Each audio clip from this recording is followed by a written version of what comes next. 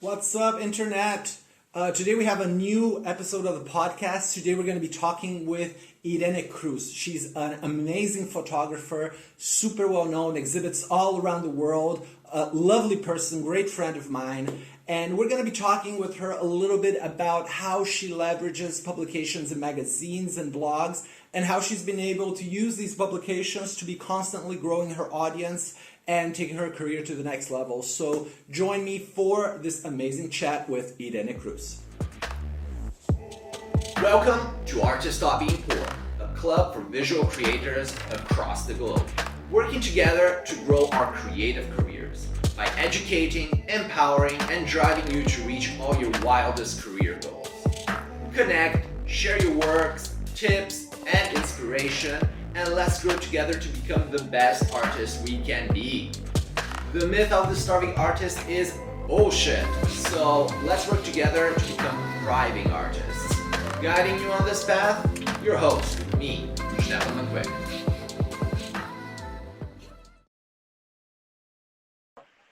And there we have the wonderful Irene. Hello, I don't listen to you properly, so let's see now. Let's bring this closer. Okay. Sure. How are you? Good? Everything good, everything good. Pleasure to see you. Long time no see. Okay, yeah, long time no see. Just 2 minutes. Yeah, hello everybody. Thank you for the invitation to this podcast. Yeah, well, I invited you for a very specific reason, because I know that my audience will benefit a lot from what you have to do. I'm not having Irene because she is pretty and famous and fun to hang around it. It's because she is one hell of an artist. She's one of these very few artists that it's a pleasure to work with, because she's got her shit straighting up. You know, she's not messing around. She's not in the business of wasting time, and neither are we. So Irene, real quick, I know that you have a vast trajectory and have been doing like a million projects over the last years, but give us the elevator pitch. Who is Irene Cruz, and what does Irene Cruz do? So, Irene Cruz is photographer, video artist, and recently for 4 years I'm DOP. That means that I'm director of photography for audiovisuals. I did 2 feature movies at the moment, so good. And yeah, my passion is about photography, also about purity. I use my art like a way to express myself and to share with people like my point of view about the world. I'm in love with the light here in Berlin. That's why I moved, because I love this cold light in my artworks. That's why maybe it's so recognizable. Yeah, that can be my elevator pitch. I'm already in the 3rd floor. It's okay? Or more? Short elevator, but I think when you have a clear idea of what you do, you can compress that into being very onto the point of what you do and who you are. Community manager, layout maker, Instagram star. Like, Aren't we all? Yeah. Okay, and tell us a little bit about your career as a photographer. Let's focus on your art practice as a photographer, which I think it's. I know that you're doing all this stuff, but I think the most relatable one to the people who are watching is you as a photographer. Yeah. So when did that started, and when did you take that first step from I like to take some photos to I'm a professional artist, I'm a professional photographer, here are my exhibitions? So my passion for photography comes from when I was 4 years old, because my dad was a photographer, just not professional, but he was doing pictures in all the travels we were doing together. So I learned photography as a native language. I like to say that because since very little I'm expressing myself through photography.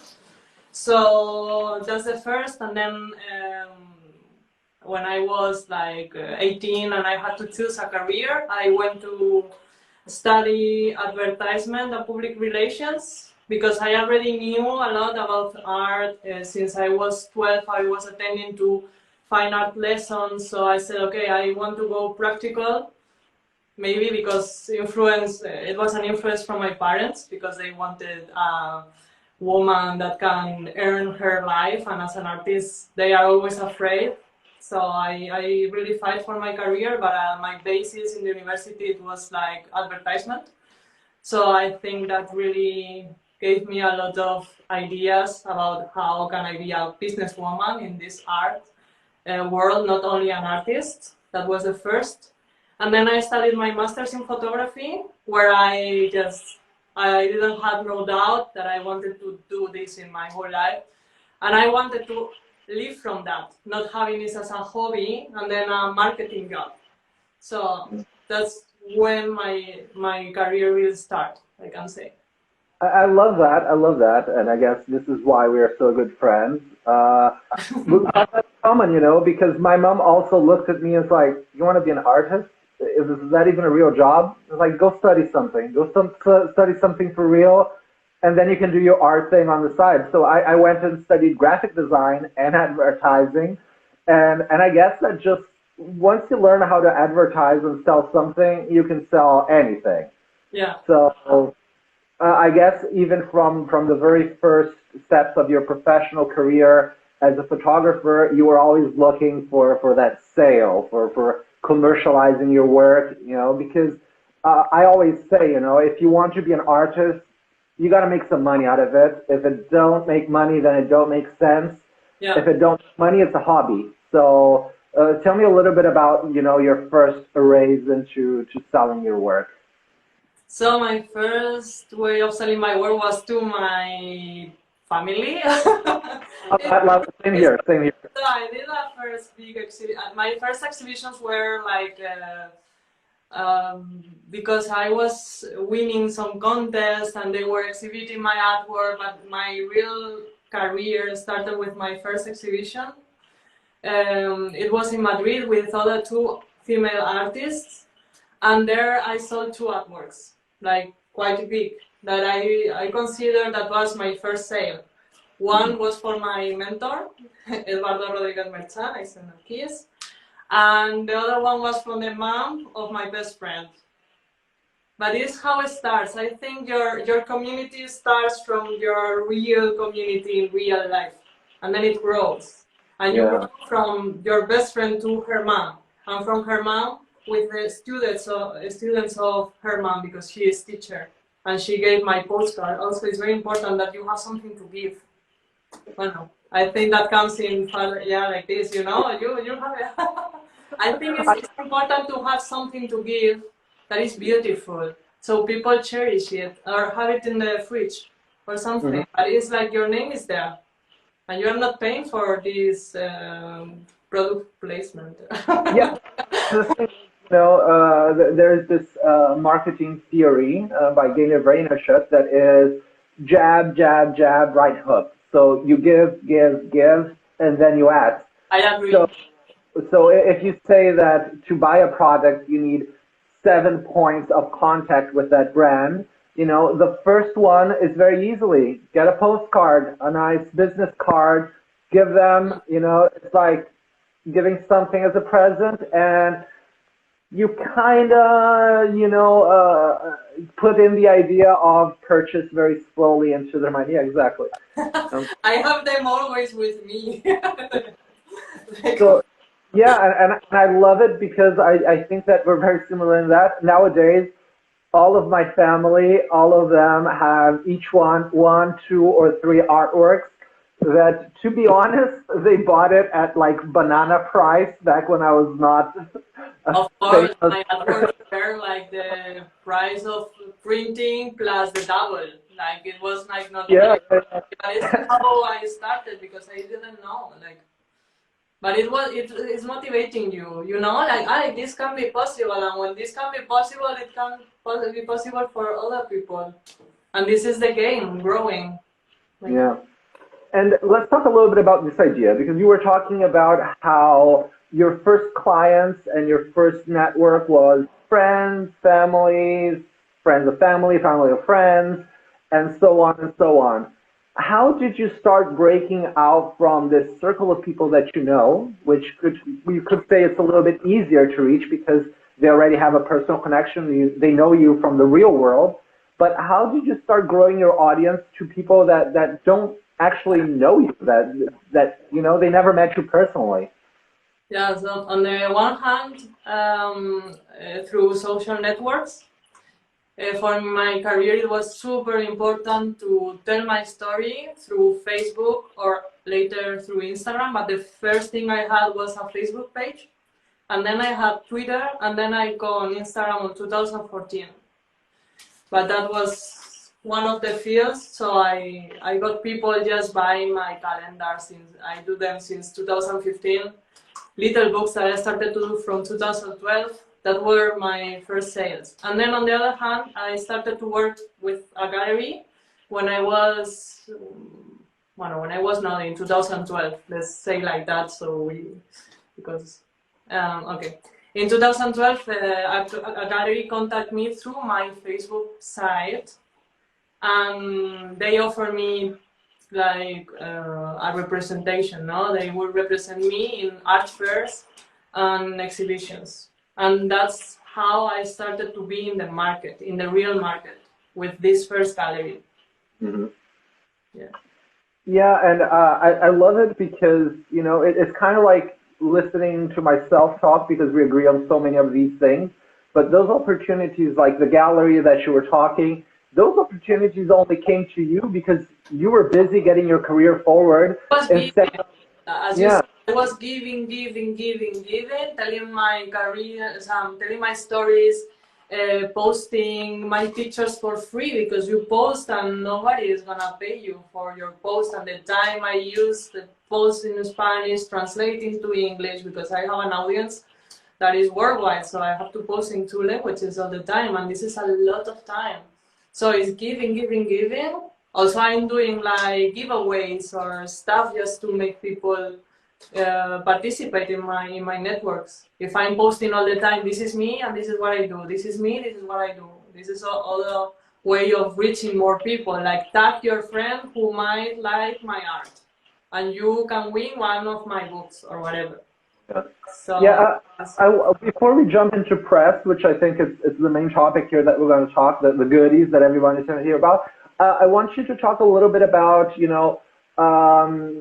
your photos are already reaching some very nice prices. Your prices are growing all the time, but at the same time, you never neglected your whole audience. People that might not be able to afford the most expensive original artworks, the big photos and whatnot. Tell me a little bit about the other products beyond photography that you created so you can offer these people that just discovered you, that maybe not ready to jump into the pool and buy a big photo, but maybe still want to have a little bit of Irene Cruz. So yeah, that's also, I think, kind of a strategy, because when I see my followers age, they are super young.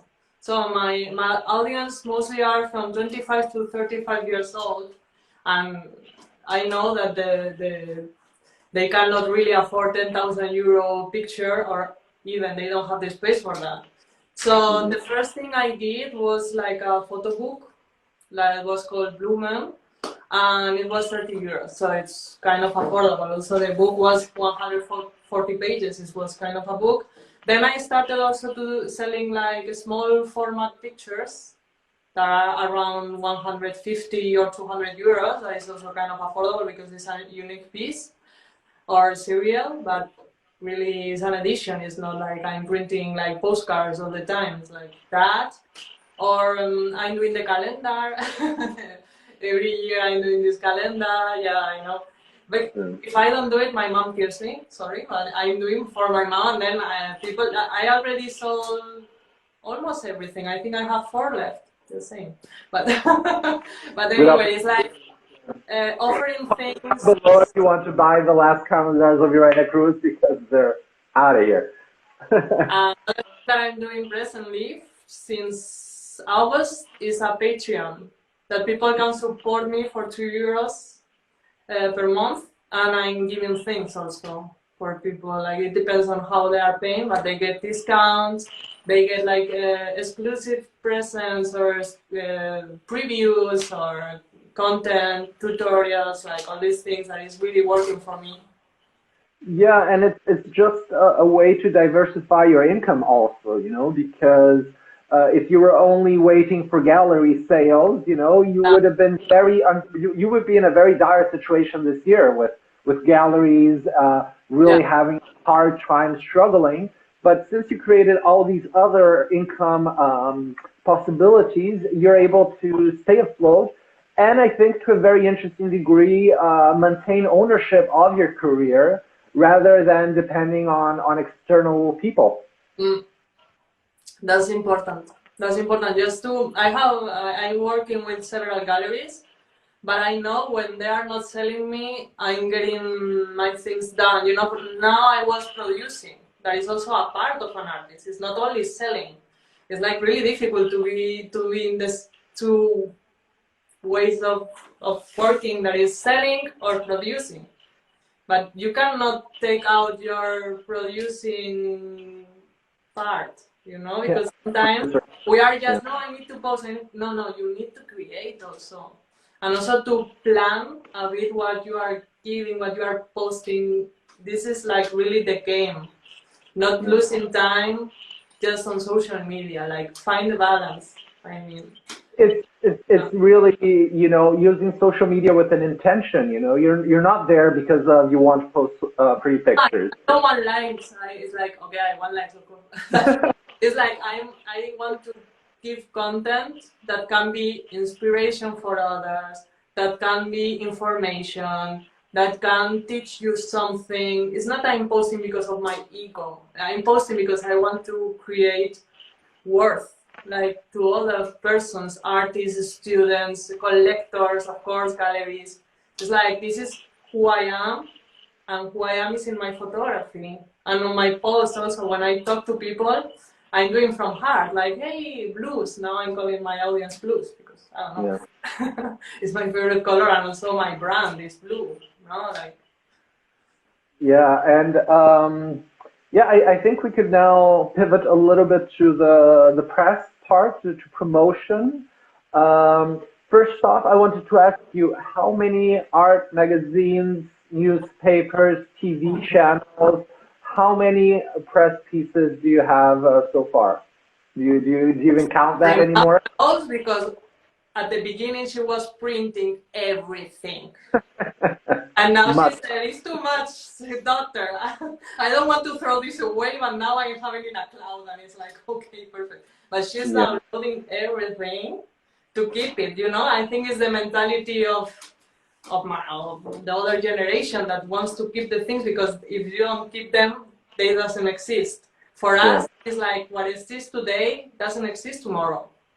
So the thing is not how many magazines have published me, is that they keep doing it. Because if not today, I'm dead. This is like our society now. So on the one hand, it's very important when you do some new artwork or you do something special like the calendar, give it like press, or even if your social networks, like publishing it, but keeping in the time.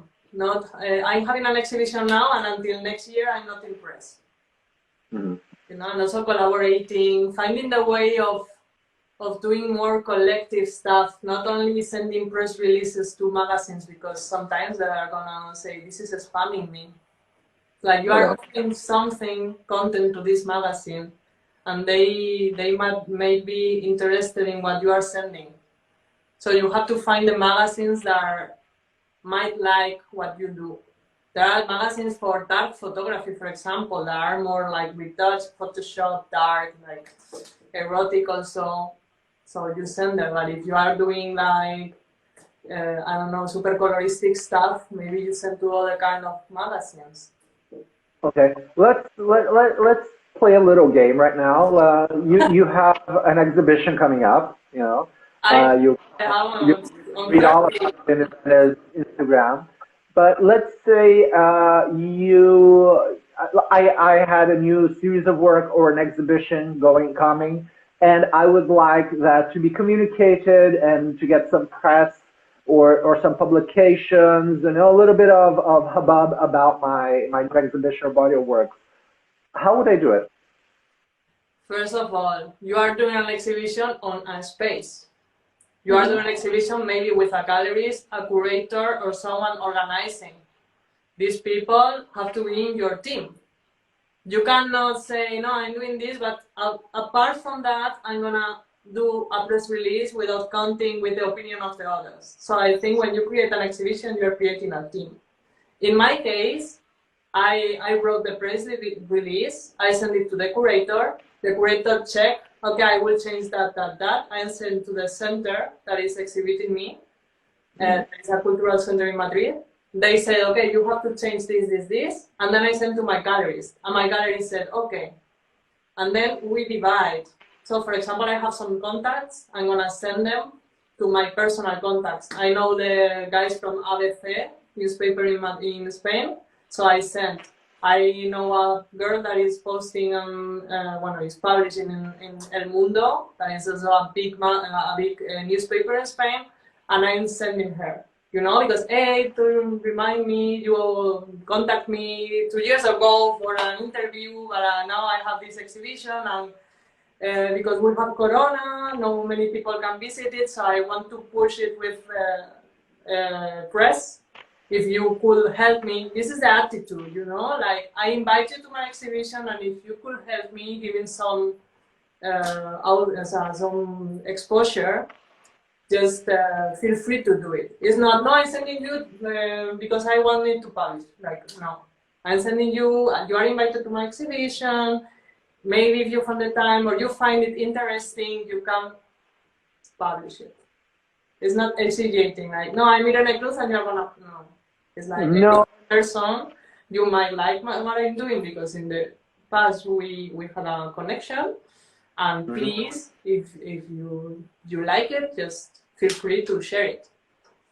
Okay, and so what I'm getting from this is that these relationships that you have with the press nowadays, you've been nurturing them for all of your decade. You know, these are people that they are as same as your fans. They've been following your growth. The only difference is that they write for the biggest newspaper in Madrid. Example. And how would you recommend somebody to start, where to start developing those relationships? If I'm not Irene Cruz, I'm not famous, charming, and successful, how would I start to become friends with the press? So if my biggest trick will be Twitter. Because Twitter is a social network where it's very easy to approach people. You know, like they are giving an opinion or they are sharing all an exhibition. Like you have to first do a research of media. So which media might like what I'm doing? So I'm not gonna reach sport magazines because my artwork doesn't have anything to do. And also inside of art magazines, there are very different art magazines. There are like contemporary art magazines or ancient art magazines. So you go for the magazine or alternative, maybe you do artworks that are super alternative. So go for Vice magazine or something that might like what you do. My art is more classical, so I will not go to some magazines that are really or feministic or really looking for these kind of opinions, you know? Like I will first do a research of who might like what I'm doing. That's the first. And then reaching on Twitter. That will be my recommendation, because if you go on the magazine's contact site and just find the emails or you send a formula sometimes, you will have like response for the 2% of the emails you send.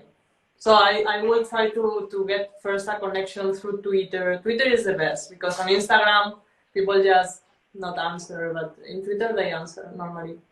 Yeah, I guess what you're saying then is search the magazines that you think would make sense, and then figure out who's writing those individual articles rather than contacting the magazine itself. Just because you never know who's reading the general mail of the magazine, while reaching out to the writers of a specific art article that talks about a similar artist makes a lot more sense than trying and maybe getting ignored into it. Also, another trick that is coming out to my mind is like look for someone that is a bit better than you, not better, but is his career is a bit above you, and Google her or his name to see which magazines have published this person you follow, and that is a step further than you. You know what I mean? Mm-hmm. Yeah, of course. We need to emulate our own artistic success with not in a comparative way, but we need to see what other artists that might do similar work to us are doing and how we can add those workabouts into our own artistic practice. We don't need to invent the wheel every time we need to create a press kit. You know, we can just kind of look into what other more successful artists have been doing. Yeah, that's also a nice advice that I can give. And also, when you search on Google, just search for the last year sites. Mm-hmm. Like in Google, you can filter country, language, but really filter on when is that published, because now internet is growing, you know, and 10 years ago, like the things with online magazines is like they're creating and destroying itself, like they are like really fast. So a magazine that last year was the top now cannot exist anymore, or is in another magazine, because sometimes they are doing groups of magazines and then they change their name, or they are working. Got bought out for somebody. Yeah. Okay, and so if correct me if I'm wrong, your first step would be establishing what type of magazines it actually makes sense to apply. The second would be identifying the individual writers that are doing this. Yeah, and maybe. And the third would be to send them something. What do I send them? So, first of all, the attitude. Hey, I'm doing this. I think you might be interested in this because think about the other person. Don't send spam. Try to give them something that is like a present for them. Like, oh, this is content. Oh, I need content. Oh, perfect content. That's what. And also the way of sending that. In the last year, I figured out that when you just send a link, it's better for them, not attachments and 1,000 words, because the word of 2002 is not the word of 2005, and I have another program and I see just symbols. Just do iCloud or OneDrive or Google Drive or something like that. Put everything on a folder and just share a link.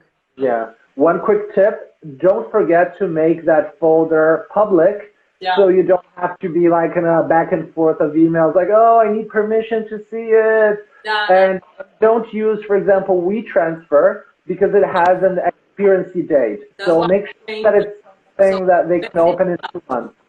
Also in Gmail, you have like a 2 or 4 giga free cloud, so it's really easy. Mm-hmm. Also, there is an option in my cloud. I'm using OneDrive that is permit persons or other people to edit or just download. So I just permit people to download, because if they edit, sometimes they are taking a picture and erasing from them. Yeah. You know, in my cloud, I have this option, just saying. And also do a test with a friend, for example, or do a test with your gallery. So before sending the link, I'm sending people on WhatsApp, hey, can you access to this email? Can you download this? Or in different browsers, also it can be. So you check, before sending you check, because if not, you start, oh, sorry, blah, blah, blah. And you are losing like a lot of strength because you are not giving professional, like, yeah. Like, it's one of the jobs that you have to do as an artist. Not, you know, it's not your main job. You're not a PR person. So no, you need to do things easy for the others, because you are asking for a favor, and when you're asking for a favor, it's like give everything. Make it as easy as possible for them to make you that favor come true. Hmm. Okay. Also, yeah. Go ahead. About pictures you attach, mind that they are not super big, and mind that they are not super small, and also put the right names on the files. Don't put GPG 456 bar 345 W. I don't know. Like put Guys, name of artist, name of artwork, year, and also it's good for your Google SEO. yeah. Because then you're gonna appear as the CEO. So doing this well is really growing your presence in internet because the image is attached to your name and your name will appear in Google. Yeah, guys, if I can give you just one piece of advice that you have to follow is this last one. I do not accept any more artworks with random file names, namer files. Okay, then we're running out of time, which is frustrating, but I'm sure that you'll be joyful to join us again. Let me finish with what is the benefits for an artist to cultivate and nurture a healthy press presence? What is the benefit? Just Yeah. reaching more people with your art. That is what every artist wants, I think.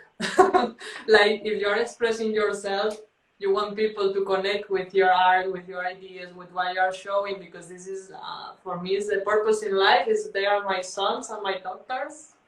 And I want people just to enjoy them, to give me another point of view. Like, I want to connect with other people through my art. This is beautiful. So my thing is connecting to other people.